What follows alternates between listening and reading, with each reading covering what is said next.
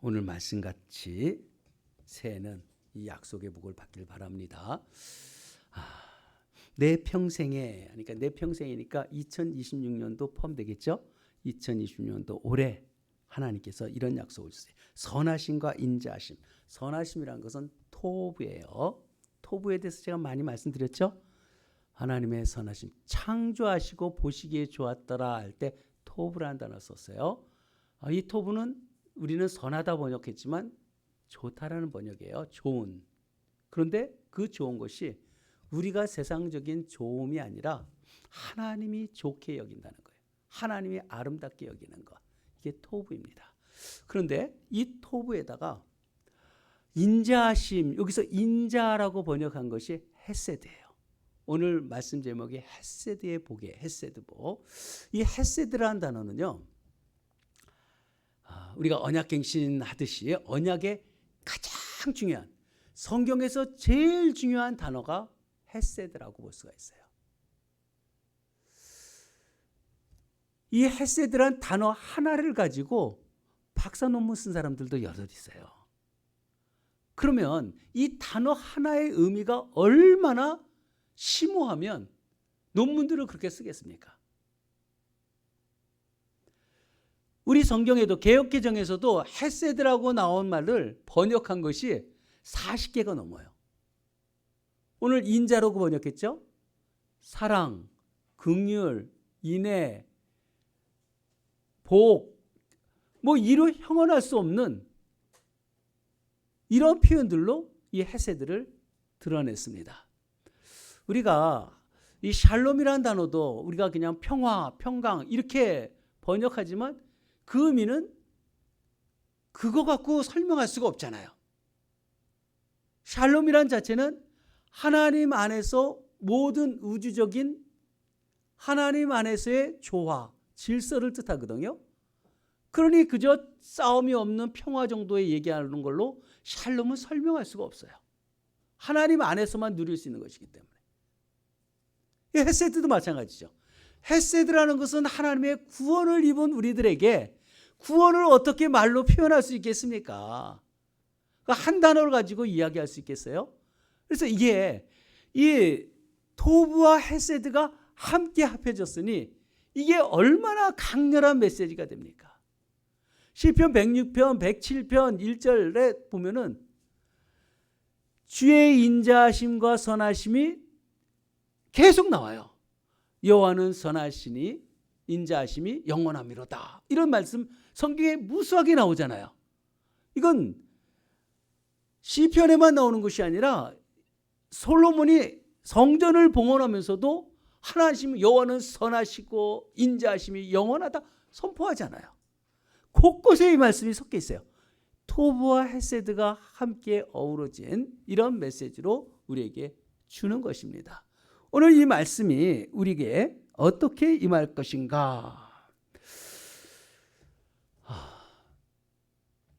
이 헤세드라는 내용에 너무 많은 것이 들어있잖아요.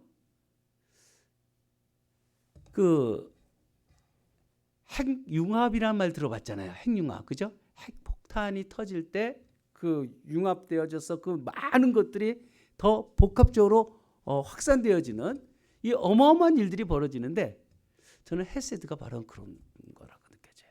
헤세드라는 것은 하나님의 우리가 원자폭탄 같이 사랑의 원자폭탄처럼 헤세드 폭탄처럼 꽉 차 있는 하나님이 이 땅의 죄와 사슬을 뚫고 하나님의 사랑이 이 땅에 투하되어지는 거예요.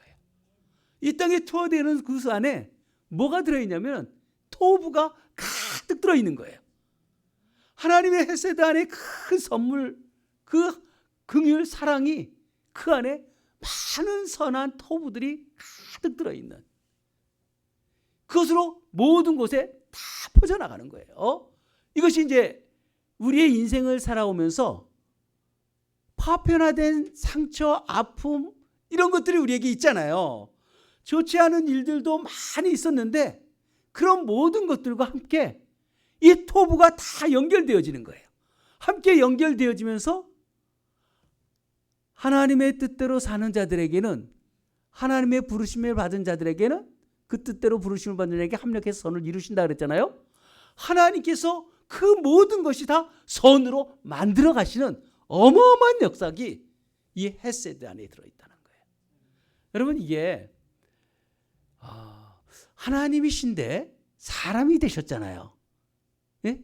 인카네이션 되어버렸어요. 하나님이 사람이 되는, 그저 성탄의 개념, 그저 사람이 되어지는 이런 개념이 아니라 하나님이 사람이 된 개념으로 생각한다면 이거는 있을 수 없는 엄청난 사건이 되어지잖아요. 그때 어떤 일이 벌어지냐면 하나님이 사람으로 내려오셨다는 것을 통해서 우리가 하나님께 나아갈 수 있는 그 길이 열려져 버렸어요. 하나님이 사람이 되지 않았다면 사람 편에서 하나님 앞에 나아갈 길이 없는데, 그리고 우리가 하나님의 자녀가 될 방법이 없잖아요.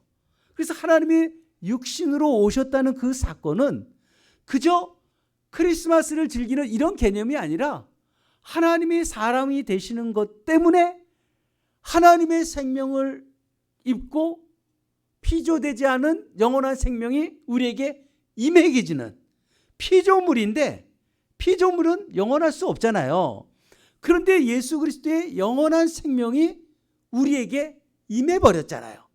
그게 부활의 생명. 부활을 다음에 항상 생명을 얘기할 때는 비오스라는 단어 쓰지 않고 조에란 말 쓴다 그랬죠.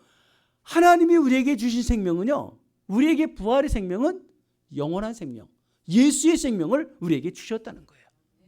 사람이 사는 이런 생명이 아니라 예수의 생명을 우리에게 주신 사건. 이게 뭐냐? 주님께서 이 땅에 오셨기 때문에.